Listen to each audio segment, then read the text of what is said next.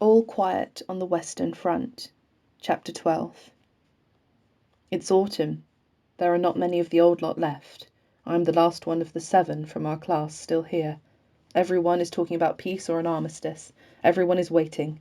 If there is another disappointment, they will collapse. The hopes are too strong, and they can no longer be pushed aside without exploding.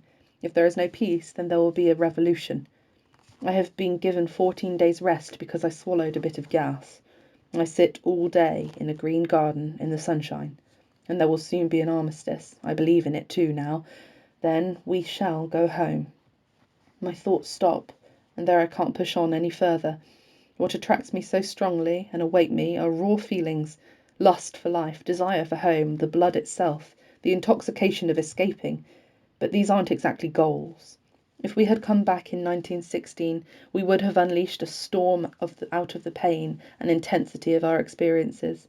If we go back now, we shall be weary, broken down, burnt out, rootless and devoid of hope. We shall no longer be able to cope.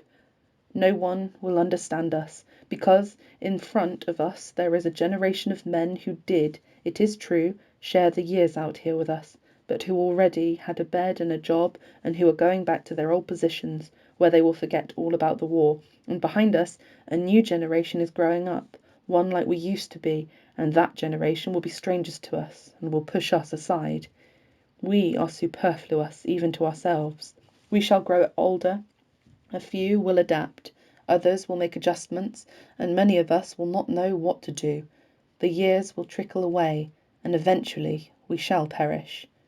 But perhaps all of these thoughts of mine are just melancholy and confusion, which will be blown away like dust when I am standing underneath the poplars once again, and listening to the rustle of their leaves. It cannot have vanished entirely, that tenderness that troubles our blood, the uncertainty, the worry, all the things to come, the thousand faces of the future, the music of dreams and books, the rustling, the idea of women. All this cannot have collapsed in the shelling, the despair, and the army brothels. The trees here glow a bright and gold. The rowan berries are red against the leaves.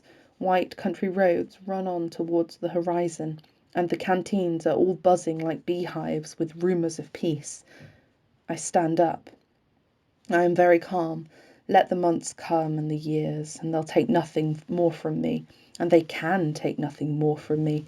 I am so alone and so devoid of any hope that I can confront them without fear. Life, which carried me through these years, is still there in my hands and in my eyes. Whether or not I have mastered it, I do not know. But as long as life is there, it will make its own way, whether my conscious self likes it or not. He fell in October 1918, on a day that was so still and quiet along the entire front line that the army dispatches restricted themselves to the single sentence that there was nothing new to report on the Western Front. He had sunk forwards and was lying on the ground as if asleep. When they turned him over, you could see that he could not have suffered long. His face wore an expression that was so composed that it looked as if he were almost happy that it had turned out that way.